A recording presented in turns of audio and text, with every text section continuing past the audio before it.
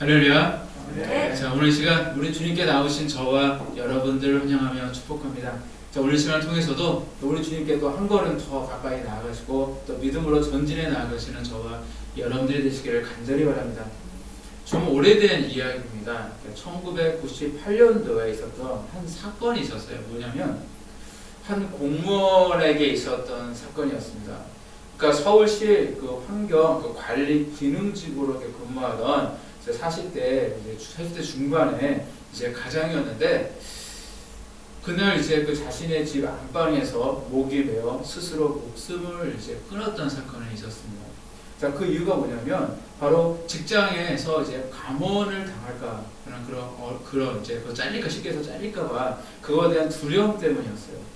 직장에서 이제 공무원 감원을 한다라는 그런 이제 소문이 있게 되자 자, 그런 생각하게 되어져요. 이제 공무원 감원이 시작되면 자신은 말단한 데다가 나이도 많지 또 그리고 뭔가 건강도 좀 안 좋지 그러다 보니까 아마 내가 제일 먼저 이게 잘리게 될 것 같다 라는 그런 이제 마음 때문에 계속 괴로워하다가 그 두려움을 이기지 못하고 이 같은 일을 저지르고 말았습니다.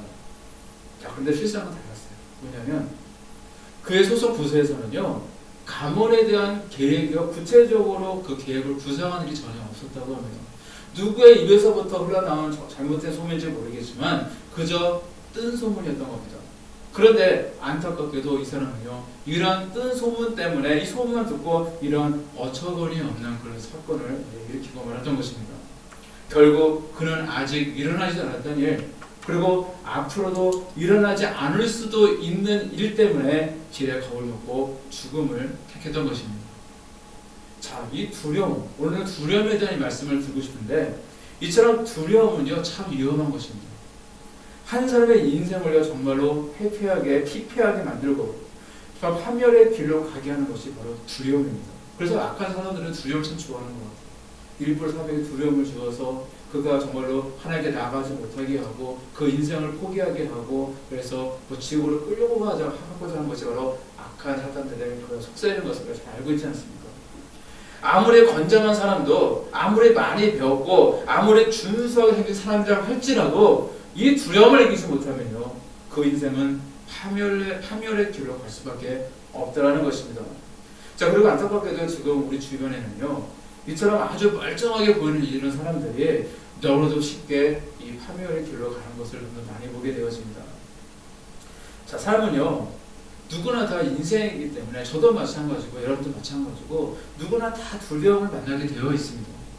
두려움을 만나지 않는 사람이 땅에 단 한 명도 없습니다. 다 두려운 일이 생길 수밖에 없어요. 학업의 문제이든 아니면 물질의 문제이든 뭐 건강의 문제이든 뭐 직장의 문제이든 뭐 인간관계의 문제 또 영적인 문제 등등 수많은 두려움들이 우리를 기다리고 있습니다.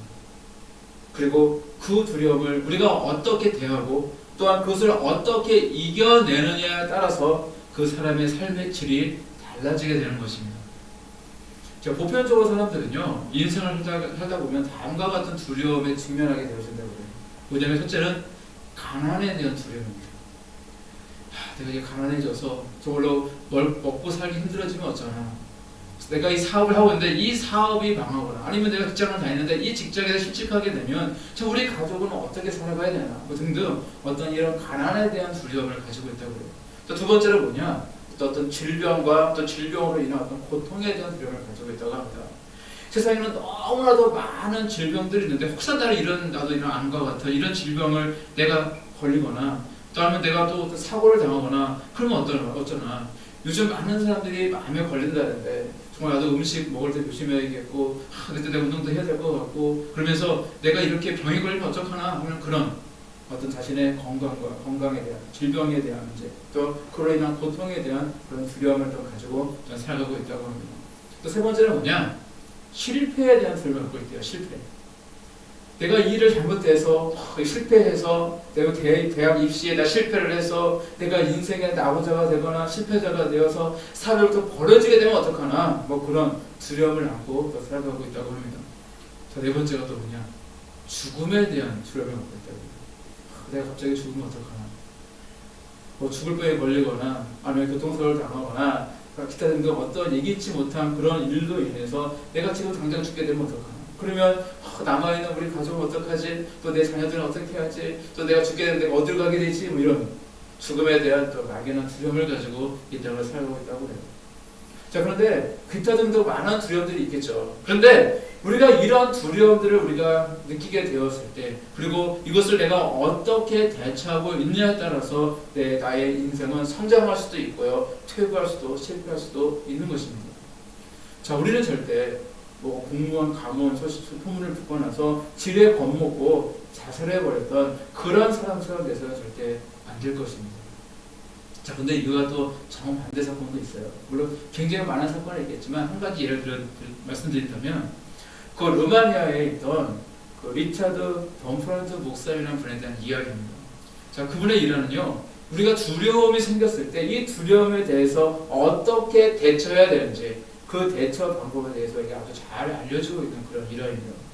이 범프란트 목사님은요, 1948년도에 그 루마니아가 이제 공산화가 되게 되어지는데, 그때 이제 목사라는 이유 때문에 이제 공산당에 체포되어서 이제 감옥에 이제 갇히게 되었습니다.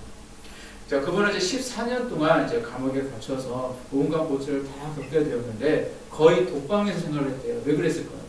목사이다 보니까 많은 이들에게 항상 예수님을 전하는 그분의 모습이었기 때문에 이 공산당 대원들이 보면 안 되겠다 싶으니까 계속 독방에 가두게 되었고, 그리고 마지막 3년 동안은요, 빛도 거의 들지 않는 지하 감옥에 갇혀 있었다고 합니다. 자, 그리고 이제 시간이 지나서 아주 기적적으로 석방된 후에, 자, 그는 수감되기 전보다 더 활발하게 목회사를 감당했고요, 수많은 사람들에게 복음을 증거하면서 하게 되어집니다. 자, 그렇게 그분이 이제 석방이 되어지자 이제 많은 사람들이 그렇게 힘들고 그렇게 고독하고 그렇게 가혹했던 이 감옥 생활 중에서 어떻게 그렇게 소망을 잃지 않고 잘 이겨냈습니까? 라는 그런 질문을 하게 되어져요. 그러자 그는 이렇게 담대하게 대답을 했습니다. 제가 읽어드릴게요. 저는 감옥에서 성경을 수백 번 읽었습니다. 성경을 읽으면서 체크해 보았더니 두려워 말라는 말씀이 365절이나 나와 있더군요. 그래서 저는 그 말씀들을 하나님께서 나에게 매일 한 번씩 격려해 주신 말씀이라고 생각했습니다. 때때로 영혼이 석방되지 못하고 감옥에서 죽는 것은 아닐까, 석방되더라도 오랜 독방 생활과 고문으로 인해 정상적인 생활을 못하게 되지는 않을까라는 두려움이 저를 엄습했습니다. 그때마다 저는 제가 들을 수 있는 소리로 말씀을 계속 반복해 읽었습니다. 이 말씀을 붙들고 기도하다 보면 두려움이 사라지고 어느새 하나님의 평강이 마음을 점령하는 것을 느낄 수 있었습니다. 그 체험들이 저를 지탱케 해준 힘이었습니다. 라고 이렇게 고백을 했습니다. 자, 그를 살렸던 것은요, 바로 하나님의 말씀이었어요. 혹시 여러분들의 인생 가운데에서, 여러분들의 삶 가운데 어떤 두려움이 있지 않습니까? 그렇다면 더욱더 하나님의 말씀을 붙드시길 바랍니다. 두려워하지 말라라는 말씀이 성경에 뭐 몇 번 적혀있어서 저는 사실 세보지 않았기 때문에 알지는 못해요. 하지만 이 범프란트 목사님은 365번, 1년이 365일이니까 이제 365번이 나온다고 이렇게 이야기를 했잖아요. 1년이 365일이니까 매일매일 두려워하지 않고 정말로 살기를 바라시는 어쩌면 하나님의 어떤 마음이 담겨있는 것이 아닌가라는 생각도 저는 해보게 되어집니다. 왜냐하면 하나님께서는요, 우리가 두려움을 갖고 사는 것을 굉장히 싫어하시기 때문에 그렇거든요.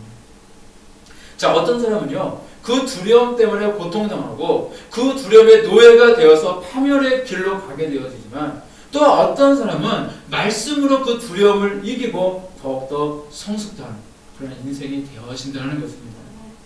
특별히 우리 도우리교에 속해 있는 주의 종들과 우리 성도님들에게는요, 귀한 언약의 말씀이 있다는 사실을 기억하시길 바랍니다. 성경에 수많은 말씀들이 정말로 귀한 말씀들이고 다 우리에게 주신 다 언약의 말씀들인 것 같지만, 특별히 그 중에서 저와 여러분들 우리 도우리교를 향하신 하나님의 언약의 말씀이 있어요. 뭐 주보에도 보면 그 말씀이 기록이 되긴 하는데, 바로 이사야서 41장 10절에서 13절 말씀입니다. 두려워하지 말라, 내가 너와 함께함이라. 놀라지 말라, 나는 내 하나님이 됨이라. 내가 너를 굳세게 하리라. 참으로 너를 도와주리라. 참으로 나의 의로운 오른손으로 너를 붙들리라. 보라, 내게 노하던 자들이 수치와 욕을 당할 것이요, 너와 다투는 자들이 아무것도 아닌 것 같이 될 것이며 멸망할 것이라. 내가 찾아도 너와 싸우던 자들을 만나지 못할 것이요 너를 치는 자들은 아무것도 아닌 것 같고 허무한 것 같이 되리니 이는 나 여호와 너의 하나님이 내 오른손을 붙들고 내게 이르기를 두려워하지 말라 내가 너를 도우리라 할 것임이니라 하고 분명히 우리에게 말씀을 주셨거든요. 이 말씀은요 바로 우리 도리께와 저와 여러분들에게 주신 하나님의 분명한 언약인 줄로 믿습니다. 네. 벌써 20년도 넘은 이야기예요. 뭐냐면 그때는 아직 도리교가 개척되기 전이었고 아직 20대였던 이제 목회를 준비하던 햇병아리 그 목회자들에게 주셨던 하나님의 말씀이었습니다. 그때 함께 예배 드릴 때 이제 이순자 원장님, 은퇴하신 우리 이순자 원장님을 통해 주셨던 하나님의 말씀이었는데 그곳에는 지금의 목관의 다임 목사도 계셨고 또 김현인 사모님도 계셨고 저도 지금전 목사도 모두 함께 있었는데 당시 도립교회가 태동했던 그곳에 함께 계시지 않았다고 할지라도요. 지금 도립교회에서 함께 신앙생활하며 하나님이 주신 언약의 말씀을 딱 믿고 붙들고 고백하는 모든 분들에게 동일하게 주시는 하나님의 말씀인 줄로 믿습니다. 중요한 것은 내가 믿는 거예요. 아, 이 말씀이 나에게 주신 말씀이구나. 그것을 믿고 고백할 때 정말로 이 말씀은 나의 말씀이요 또 나의 하나님 주신 귀한 언약이 되는 줄로 믿습니다. 따라서 어떤 상황 속에서도요 우리가 이 말씀만 딱 붙들고 저와 나아간다면 하나님은 정말로 저와 여러분들을 도와주실 겁니다. 왜냐하면 내가 너를 도우리라 말씀해 주셨잖아요. 따라서 그 어떠한 것도 우리를 해치지 못하고 그 어떤 두려움도 우리의 인생을 위협하지 못하게 되는 줄로 믿습니다. 여러분 저기 두려움의 반대말이 뭔지 아세요? 두려움이니까 뭔가 겁이 많고 그런 거니까 용기일까요? 두려움의 반대말이. 근데 잘 생각해 보시면요 두려움의 반대말은 믿음입니다. 용기는요 정말로 그 용기마저도 뛰어넘을 만한 용기가 도저히 뛰어넘지 못할 만한 그런 큰 두려움이 엄습해 오게 되어지면 꺾일 수밖에 없어요. 아무리 큰 용기라고 할지라도 반드시 꺾이게 되어 있습니다. 하지만 믿음은요 절대 좌절하지 않습니다. 죽음조차도요 믿음을 무너뜨릴 수가 없어요. 왜인지 아십니까? 용기의 근원은요 내 자신이에요. 내가 용기를 내는 겁니다. 스스로 용기를 내는 거예요. 아 그래 해보자 용기를 갖자 하면서 내가 스스로 하는 거지만 믿음의 근원은요 바로 우리 아버지 하나님이시기 때문입니다. 믿음이 있는 사람은요 두려워하지 않습니다. 믿음이 많으면 많을수록 두려움은 점점 작아지게 되어 있어요. 반대로 이야기한다면 믿음이 나약하면 나약할수록 두려움은요 점점 커지게 되어 있습니다. 자, 이러한 사실을 비추어 볼 때에 오늘 본문에 등장하고 있는 이 야곱은요 그렇게 믿음이 큰 사람은 아니었던 것 같아요. 그는 커다란 두려움에 직면하고 있었고 그는 심히 떨고 있었습니다. 믿음이 컸다면 그렇게 많이 떨지 않았을 것 같은데 그는 굉장히 심하게 떨고 있었어요. 자, 형과 헤어진 지 이제 20년이 지난 지금 이제 고향으로 돌아가던 길에 이제 과거에 형 에서에게서 잘못된 일들이 이제 떠오르잖아요. 강가에 팥죽 한 그릇 가지고 장자의 그 명분을 샀고 또 그가 이제 아버지에게 받을 정말 그 원래는 형 에서에게 받을 그 장자의 축복을요 자신이 형처럼 꾸미고 가가지고 자신이 축복을 받았고 자 그러다 보니까 이 에서는요 이를 갈잖아요. 아버지가 돌아가시고 그러면 죽어버릴 때가 죽여버리겠다. 이를 갈았어요. 그 사실을 이제 알게 되었을 때 그런 사실 야반 도주하는 것처럼 그렇게 자기 삼촌을 아버지의 집으로 도망갔던 그런 인생이었습니다. 자, 그가 이제 20년이 지난 이후 이제 고향으로 돌아가는 길에 이제 그 형에게 잘못된 일이 생각나게 되어지고 그래서 한번 분위기 파악 좀 해볼까? 과연 형의 마음이 어떨까? 그냥 그런 마음이 드니까 먼저 자신의 종들을 에서에게 먼저 보냈습니다. 그냥 보낸 것도 아니에요. 일종의 뇌물이죠. 뇌물을 가지고 보내요. 그러니까 에서에게 줄 가축대들을 많이 거느리고 이제 형들에게 가게 했습니다.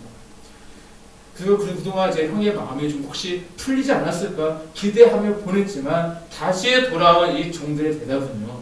형 에서가 400명의 군사를 이끌고 씩씩거리면서 물론 성경에 씩씩거리는 말은 없지만 제 생각이에요. 씩씩거리면서 화를 내면서 그러면서 지금 야곱에게로 이제 오고 있다라는 것입니다.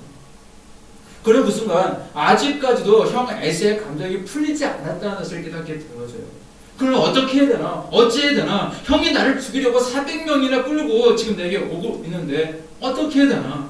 그는 심히 두렵고 가슴이 답답하였다라고 오늘 보시는 말씀에 7절 말씀에 기록하고 있거든요. 그러니 정말로 심히 두려웠고 가슴이 그때 답답했다는 거예요. 신앙인들에게 어떤 위기가 찾아오고 두려움이 찾아와서 심히 가슴이 정말 답답해질 때, 두렵고 심히 가슴이 답답해질 때, 우리는 그 사람의 신앙의 어떤 정도를 보게 되죠.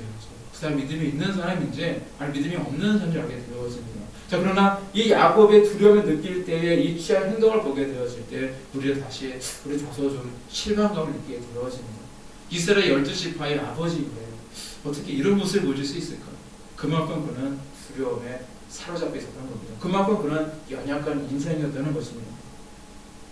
자, 그가 고향으로 돌아올 때 보여주면 오늘 말씀 보게 되어지면 하나님의 사자들을 만났다라고 성경에 기록되어 있습니다. 그냥 성경에는 비를 가다가 하나님의 사자를 만났다라고 기록되어 있기 때문에 정말 어떤 형태로 만난지 알 수가 없어요. 그가 뭐 꿈에서 만난 건지, 길 가다가 잠시 낮잠을 잤는데 꿈에서 만난 건지, 아니면 어떤 환상으로 만난 건지, 아니면 진짜로 이제 두 눈으로 이제 보게 된 건지, 그 사실 그저 알 수 없지만 하나님의 군대라고 하면서 그곳의 이름을 마하나임이라고 이렇게 이야기합니다.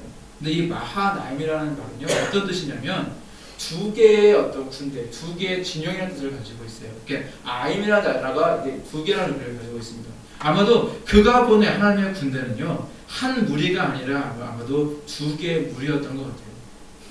자, 이렇게 굉장히 귀한 경험을 하게 되었습니다. 이렇게 하나님의 군대를 이제 봤던 그였지만 그가 그 두려운 상황에서 보였던 모습은요 우리에게 좀 실망감을 주게 되어집니다. 사실 야곱 정도의 그런 믿음의 그런 사람이었다면 자, 하나님의 군대를 보고 그래 하나님이 나와 함께 하신다, 하나님이 계시기를 할 수 있다는 그런 담대한 믿음을 가지고 좀 그 길을 갔으면 좋았겠는데 그의 모습은 전혀 그렇지 않았다는 거예요. 그는 철저하게 자신의 인간적인 잠깨를 의지하고 있는 것을 보게 되어집니다. 자, 오던 길에 만났던 이 거대한 두 개의 하나님의 군대를 떠올리면서요 그는 비슷하게 흉내를 내며 자신도 자신의 소유와 사람들을 둘러나눠요. 그리고 나서 먼저 앞에 무리를 보내고 그리고 자신은 뒤에 무리와 이제 함께 가면서 혹시나 앞에 무리가 잘못되어지면 그러면 나는 뭐 피해야겠다 그런 생각을 가지고 그는 이제 그 길을 나서게 되어집니다. 그가 얼마나 연약한 인생이었는지에 대해서 너무나도 잘 알려주고 있는 그런 모습이기도 합니다.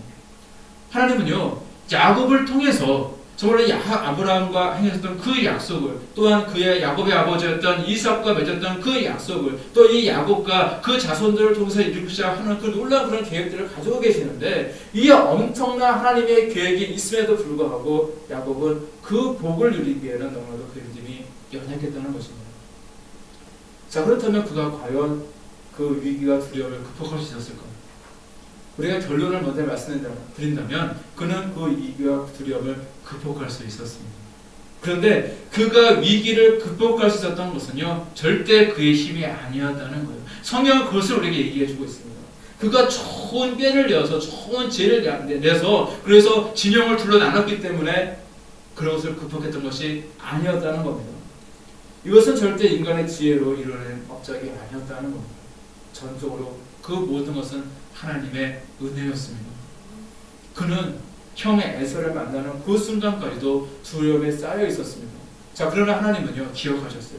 그의 조상인 그 아브라함과 행하셨던 그 언약을 기억하셨고 또한 그의 아버지인 이삭을 주셨던 그 약속을 또 기억하셨고 또한 그에게 그 당사자였던 야곱이 주셨던 그 약속을 또한 잊지 않고 기억하고 계셨습니다.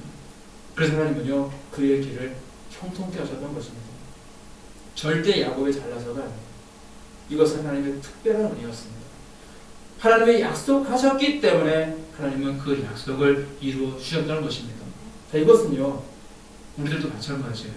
앞으로 하나님께서 우리의 돌이키를 얼마나 크게 부흥케 하셨는지 언제 또 그걸 이루실지를 우리는 정확히 알지는 못하겠지만 하지만 하나님께서 약속하시면 그 약속은 약속이기 때문에 반드시 이루어 주실 거예요. 근데 그때 우리는 고백해야 됩니다. 나의 지혜가 아니었습니다. 나의 노력이 아니었습니다. 나의 능력이 아니었습니다. 전적인 하나님의 은혜였습니다. 이것을 그것을 꼭 고백하시는 저와 여러분 되시길 간절히 바랍니다. 이처럼 우리는 인생이기 때문에 우리는 조금 연약할 수 있습니다. 나약할 수 있어요. 좀 믿음이 부족할 수 있습니다. 그러나 우리 하나님이 나서시면 절대 불가능한 일은 없는 줄로 믿습니다. 자, 그런데 그래도 뭔가 야곱이 잘한 게 있으니까 뭔가 하나님 마음에 합한 것이 있으니까 이런 은혜를 경험한 것이 아닐까요? 그래도 뭔가 하나님 마음에 합한 것이 있지 않을까요? 하면서 그것을 찾아보기 원합니다. 먼저 우리 야곱이 하나님께서 어떤 모습에 의해서 하나님께서 칭찬하셨냐면은 야곱에 따랐던 그 길은요 하나님의 명령이었다는 것을 우리는 주목해 봐야 됩니다. 창세기 31장 3절 말씀 보게 되어지면 하나님께서요 내 조상의 땅 내 족속에게로 돌아가라 내가 너와 함께 있으리라 라고 말씀하셨습니다. 이것은 내 조상의 땅 내 족속으로 돌아가라 하시는 하나님의 명령이었고요. 또한 그렇게 하면 내가 너와 함께 하겠다라는 하나님의 또한 언약이었습니다. 그때 그러냐 하나님의 뜻에 순종했다는 거예요. 바로 그가 복을 받았을 때 됐던 이유는 바로 여기에 있었습니다. 그는 순종했습니다. 그가 갔던 그 길은요 분명히 두렵고 떨리는 길이었어요. 그래서 그는 아마 생각할 수 있습니다. 자신도 많은 그런 재산이 있었고 종도도 있었고 가축도 있었고 식구들도 많이 있었기 때문에 꼭 그냥 가나안 땅 갈 필요 없어요. 다른 데 오다가 다른 길로 가서 거기서 정착하게 살고 얼마나 잘 살 수 있었을 겁니다. 그럼에도 불구하고 그는 두렵고 떨리는 길이었고 자신을 죽일지도 모르는 형이 에사가 살고 있는 바로 고향 땅이었지만 하나님의 명령이었기 때문에 그는 순종하며 그 길로 나아갔다는 것입니다. 그는 굉장히 인간적으로 굉장히 장기가 많았던 사람이었고 굉장히 겁도 많은 사람이었지만 그는 순종하는 사람이었습니다. 정말 앞이 캄캄하고 정말 절망적인 상황에 닥칠 수밖에 없는 그런 상황이 올 거라는 것을 그 머리가 좋아진 사람이기 때문에 뻔히 알고 있었지만 그래도 그는 순종했습니다. 그것이 바로 그가 복을 받을 수 있는 사람이 될 수 있었던 비결이었던 것입니다. 자 이렇게 연약했던 야곱을 하나님께서 세우시고 축복했던 사실은요 오늘날 저희와 여러분들에게 참 은혜가 되지 않습니까? 사실 우리도 사실 모습 보게 되어지면 야곱과 별반 다를 것이 없습니다. 나의 모습도 부족합니다. 나도 혈기가 많고요. 저도요 하나님의 말씀대로 순종하지 못하는 사람도 사실 많은 것 같고 뭔가 온전히 믿지 못하고 두려워하며 살 때가 사실 얼마나 우리는 인생 가운데 많이 있습니까? 그럼에도 불구하고 그러한 나에게 하나님께서는 언약을 주셨고 비전을 주셨고 소망을 주시고 사랑해 주신 하나님의 사실을 늘 감사드리시길 간절히 바랍니다. 하나님께서 정말로 이 언약을 주신 백성은요 절대 멸망하지 않거든요. 망하지 않습니다. 그리고 하나님께서 약속하신 그 언약을 반드시 이루시고 성취하시는 하나님의 사실을 늘 믿으시기를 바랍니다. 자, 우리는 야곱을 통해서 야곱의 인생을 통해서 우리 이러한 소망과 희망을 우리도 또한 가질 수 있다는 것입니다. 또한 이제 야곱은요 두려움이 엄습해 올 때 그 자리에서 하나님께 기도했다는 사실을 또 주목하시길 바랍니다. 그는 두렵기 때문에 떨기만 했던 것은 아니에요. 분명히 야곱은 두려움이 많은 사람, 정말로 그는 겁이 많은 사람들은 맞아요. 하지만 그는 그 두려운 순간에 하나님께 기도했다는 사실입니다. 그는 기도할 때 정말로 간절히 하나님께 나와 기도했습니다. 이 절대절명의 위기 가운데 두려움 가운데 그는 그에게 정말 언약을 주셨던 하나님께 정말 그 하나님 주신 그 말씀 그 언약을 딱 붙들고 자신의 가슴을 치면서 가슴을 쥐어짜는 듯한 간절한 기도를 드리고 있습니다. 그는 기도할 때에 이런 두려움을 느낄 수가 있었던 것입니다. 자, 그 대표적인 기도가요 오늘 읽으신 이 말씀에도 기록이 되어 있는 정말 야곱의 그 간절한 기도가 기록이 되어 있지만 또 이 다음 장을 이거 넘어서 계속 이 말씀을 읽다 보면은 우리는 그 자신의 그 종들과 가축들을 먼저 그 약복강을 이렇게 건너게 해서 먼저 보내고 나서 그 약복 강변에서 있다가 하나님의 사자와 만나서 밤새도록 씨름을 했던 그런 장면이 있습니다. 이 장면은요 마치 그 씨름 선수들이 서로 만나가지고 모래사장에서 힘을 막 겨누르면서 그렇게 씨름하는 것으로 야상할 수 있지만은 이 씨름은요 단순히 힘의 싸움이 아닙니다. 왜냐하면 어찌 일개의 사람이 하나님과 씨름하며 이길 수 있겠습니까? 이 씨름은요 사실은 기도의 씨름이었습니다. 자신을 축복해 주시지 않으시면 절대로 놓아드리지 못하겠습니다 라고 했던 정말 큰 두려움 앞에서 정말 절규하며 매달리고 있는 한 영혼의 부르짖음이 바로 이 야곱 강변에서의 하나님과 사자와의 씨름이었다는 겁니다. 그래서 하나님께서는 일부러 져주시잖아요. 그리고 야곱을 이제 그 이름을 바꾸어서 이스라엘이라고 부르시면서 그를 축복해 주셨습니다. 만약 내가 두려움이 생긴다면 내 머리로 정말 끙끙거리면서 머리 싸매고 고민하지 마시고요. 먼저 하나님께 기도해 줄 줄로 믿습니다. 내 미래에 대한 불확실성과 두려움이 있을 때는요, 우리는 먼저 무릎 꿇고 기도하며 나가야 되는 것입니다. 야곱은 좀 성격이 간사한 것 같고 좀 몸 모습도 좀 부족한 믿음을 가진 듯한 그런 모습이었지만, 그는 이렇게 어려울 때에 기도하는 자였습니다. 그는 언약을 붙들고, 특별히 하나님의 그 언약을 딱 붙들고, 하나님 저에게 약속해 주지 않으셨습니까? 라고 무릎을 꿇었습니다. 바로 그것이 중요하다는 거예요. 그래서 우리도 마찬가지거든요. 우리 하나님께 언약을 받으셨습니까? 그러면 하나님께서 다 알아서 해주시겠지, 뭐 약속해 주셨으니까 월요일에 해주시겠지 라고 합니다.